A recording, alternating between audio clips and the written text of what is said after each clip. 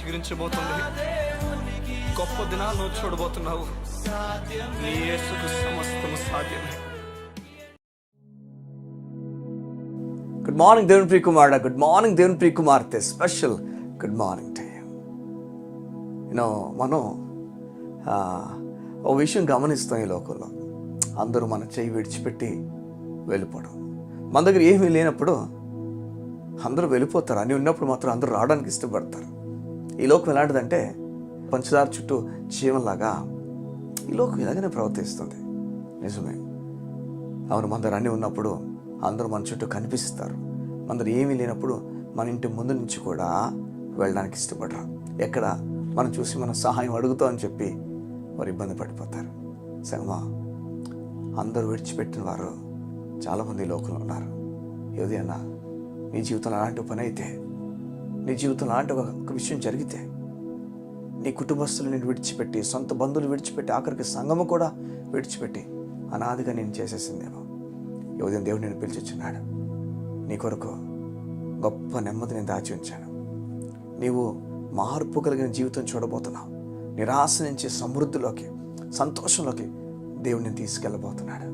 సంగమా, చూడండి, అందరూ విడిచిపెట్టడం ఒకటైతే బైబిల్ గ్రంథంలో ఒక వ్యక్తి ఉన్నాడు.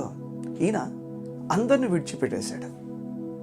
అందరిని విడిచిపెడుతున్నప్పుడు ఎవరైనా తోడుంటే బాగుండు అని ఆలోచిస్తాం కదా మనం.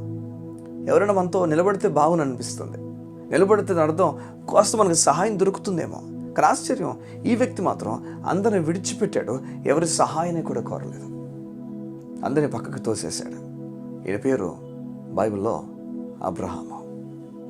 అవును, 75 సంవత్సరాలకు బయటకు వచ్చాడు.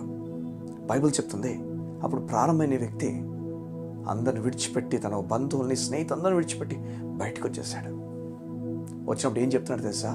నా ఆధారం మీరు కాదు, నా ఆధారం దేవుడు. ఏదే అన్న, అందరూ విడిచిపెట్టేశారు అని బాధపడుతున్న నీవు అందరిని నువ్వు విడిచిపెట్టడానికి ఇష్టపడుతున్నావా? నేను ఎవరిపైన ఆధారపడనో నా దేవుడు నన్ను చూసుకుంటాడు. నీ కొరకు తన సొంత కుమారుడు వదులుకున్నవాడు నేను వదిలేస్తాడు అనుకున్నావా? ఎంత తక్కువగా ఆలోచిస్తున్నావు చూడు. ఎవరిని ఎంత తక్కువగా ఆలోచిస్తున్నావు చూడండి. మన బిడ్డల్ని మన రోడ్డు మీద తీసుకెళ్ళినప్పుడు మనం వదిలేస్తాం వారిని? మనం కోరుతామా? ఒక లారీ వచ్చో, కారు వచ్చో, ఏదో గుద్దేలను కోరుతామా? ఎలా అండి? మనమే మన బిడ్డల పట్ల కోరకపోతే, మనం చెడ్డవారం ఉండి మన బిడ్డలకు మంచి చేద్దామని చూస్తే దేవుడు ఎలా మనల్ని విడిచిపెడతాడు చెప్పండి? ఈరోజు నువ్వు ఎలా అనుకుంటున్నావురా? దేవుని విడిచిపెట్టేస్తాడని, నీ పైన తప్పుడు ఆలోచన కలిగి ఉన్నాడు ఎలా అనుకుంటున్నావు నువ్వు? తన కుమారుడిని నలిపేసాడు సంగమా, వెరగొట్టేశాడు. ఇష్టాసారంగా తన పట్ల ప్రవర్తించారు అందరూ. నీ కొరకు, నా కొరకు కాదా? దేవుడు నిన్ను పిలిచిచ్చున్నాడు, ధైర్యానికి పిలిచిచ్చున్నాడు. అందరిని విడిచిపెట్టి పర్లేదు, అందరినీ నేను విడిచిపెడతాను, నా దేవుని మీద నేను ఆధారపడతాను. సంగమా, ఈ ఉదయం దేవుడు నిన్ను హెచ్చరిస్తున్నాడు కూడా. నువ్వు మనిషి మీద ఆధారపడితే దానివల్ల దాని ప్రతిఫలం ఏమవుతుందో తెలుసా? నిరాశలోకి వెళ్ళిపోతావు. కారణం మనిషి తన గుణము నిన్ను విడిచిపెట్టడం. ఏదో ఒక సమయంలో నీకు నీ విశ్వాసం, నీ నమ్మకం ఈ లోకంపై నమ్మకం బుద్ధి చెప్పేస్తుంది.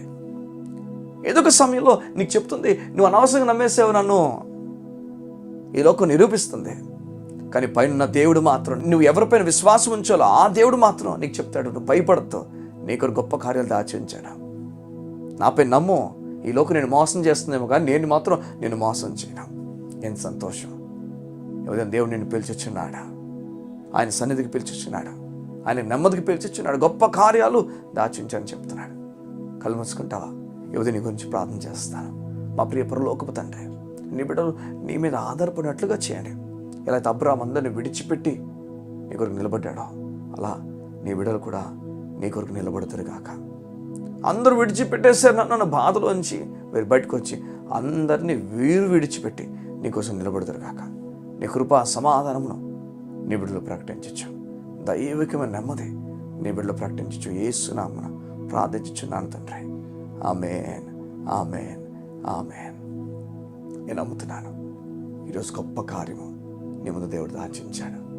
God bless you. See you tomorrow.